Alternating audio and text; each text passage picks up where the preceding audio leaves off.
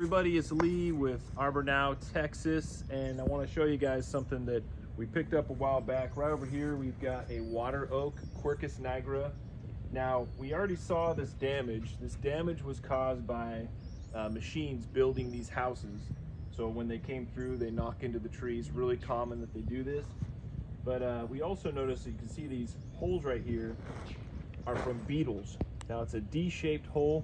The beetle enters and it just digs enough to get its body inside, so you can see that there. And we notice these dark sections like this. Dark sections it could be fungal and bacterial related, but typically it's a bacterial infection when you have a dark exuding stuff coming out. So this tree was in bad condition, and you can tell that, you can hear right there, that's nice and hollow underneath the bark. Some birds came in, more than likely, and started picking away all this so they could get to all the grubs underneath the bark, but you can see what the grubs are doing. Now, if the grubs eat the phloem like this, there's no chance that any portion of this tree can continue to survive once it completely dries out. It can try to heal, which is what you see here, is some of this was where it was starting to heal, but it's never going to make it. So this tree, to lose this much, and we're talking about, here's some green right here. This is the very edge of the phloem that's alive. And if we peel this apart, there'll be a callus growing right here, and that will be the very edge of where the tree's alive. And actually, I can see it right here. I'll show it to you. So right here at the edge, you can see this little bit of green right here is the phloem, and just on the other side is where the damage occurs and begins all the way through on the other side. So this tree has over 50% of its potential taken away. It can't survive being as big as it is. So if you look at the height, I mean, this tree is probably only 45 feet tall or so, and it is leaning away from the house. So it's not really posing a threat to the house, but it's posing a threat to other things in their property that would get destroyed. This brickwork, other things, the fence. And so this tree needs to come out. The other reason this tree needs to come out is if it's a fungal infection, it's going to continue to spread if that's what originally killed it. And then now the beetles, once they come out, they're going to be looking for new hosts, and they're going to be flying around attacking other oak trees, and there's a lot of other oak trees in this neighborhood. So this tree needs to come out as soon as possible, and that's what we're going to do today. We're going to remove it, but I just wanted to show you guys a little bit of the process of what we go through in making those kinds of decisions, like should we keep it and should we let it continue to grow and see if it can heal itself. This is past the point of no return, and it definitely needs to be removed, so we wouldn't take a chance. A smaller portion of damage with active healing, things like that, we would consider and maybe let it have a chance to survive, but this tree has got to go. So that's what we'll be doing today. Right, so the tree we were just talking about needs to be removed.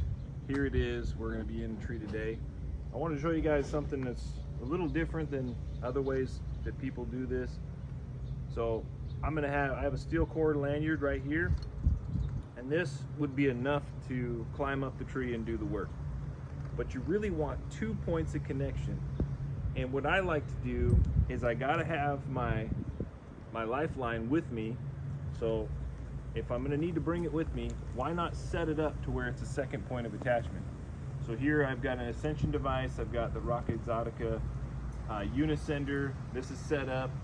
I've got it tied off on itself on a swivel. I've got it tied off, and now as I'm climbing, I'm just gonna move this up with me. I really highly suggest this system whenever you're doing smaller trees. And smaller, I mean anything under 3 feet in diameter is smaller, especially when you get to the top. And I'm gonna have to top this on a block to make sure that I don't damage any of this stuff, because there's no way to get it. If you look over here, there's just, everything's in the yard. It would be a lot of work to move all this, and if I drop the top, even if I had moved everything else, I could still damage the brickwork. So I'm gonna take the top off on a block. Now while I'm climbing the tree, this is really nice because I'll show you this type of tree, specifically the water oak. Its bark is really, if you look down here where my spur is, The bark is pretty thin and the wood is so hard underneath it, it's really easy to spur out. and it happens a lot in trees like this where your spurs will pop out. If something like that happens and I were to fall, if you look right here, if I were to fall up here, if you see where I'm at, if I were to fall with my stuff, I would fall a couple feet, and then that would lock me in place, and I would be pulled back to the tree, which is nice. Sometimes with just these safety lanyards, a lot of times it can still buck its way down, and you can actually fall a lot further and not be able to catch yourself in time. And because of this bark being the way it is, it's really easy to spur out and then hard to get your spurs back in when you're in a falling situation. So I really suggest using this secondary system. And if you're coming up to branches, I also recommend that everybody have another lanyard. So I'm coming up to a branch. This is not a perfect example, but if I was coming up to a branch that I couldn't get around, I'd be able to throw my other lanyard around the branches and bring it down, disconnect my lower lanyard, move past the branch, etc., especially if you're doing some types of rigging. So right now I'm going to continue going up the tree and cutting out some branches, and I'll check back in with you probably when we're done, and then that way you can kind of see some of the work, but we'll check back in later. Woo! The wind is kicking up here. I don't know if you can hear that, but it is really going.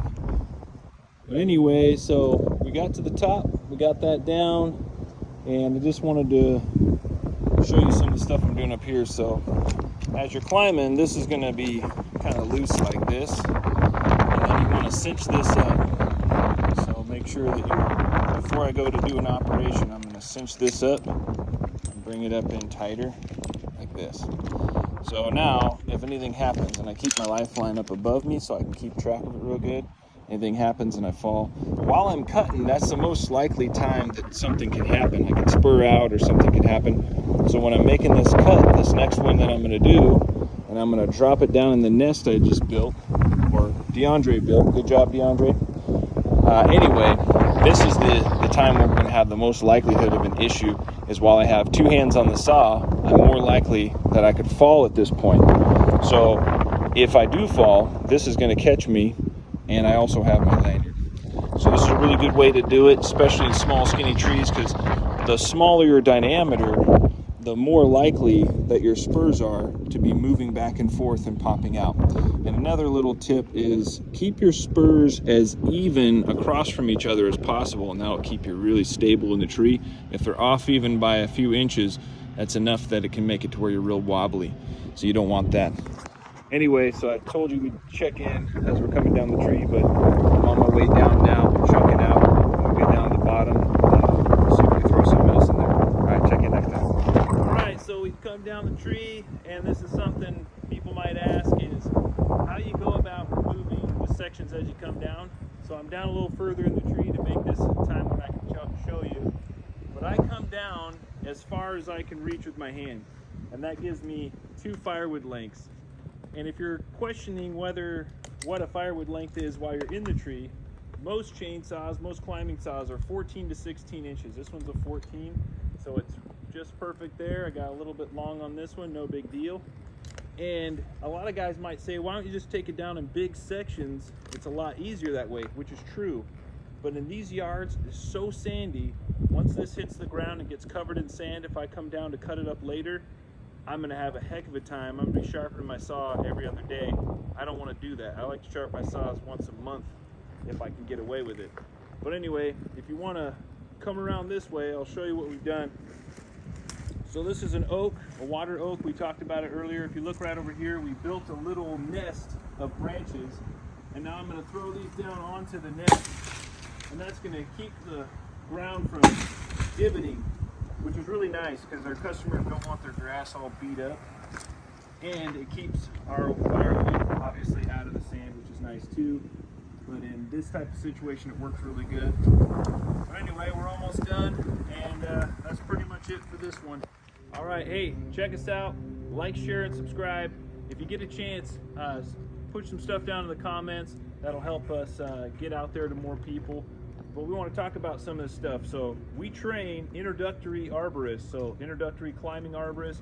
if you'd like to sign up for a class and you're in the southeastern Texas area, or if you're in the southeastern section of Oregon, you can get into some of the classes. They're really inexpensive, and you'll get all the information you need. You'll learn all the different types of gear that you might want to get for yourself, and then just be focused on safety. That's the main thing. You notice I have a helmet on, I've got my chin strap on, 2 hands on the saw, all the safety features in place. I've been doing this for 27 years, and thank the Lord I'm not dead, and I could be. One of the most dangerous jobs in the United States. Take it seriously, follow all the safety procedures, and teach others to do the same, because we want people to live a long time and do a really good job at this, and we want to show that we're classy people by doing the stuff by the books. All right, we'll check in next time. Thanks for following.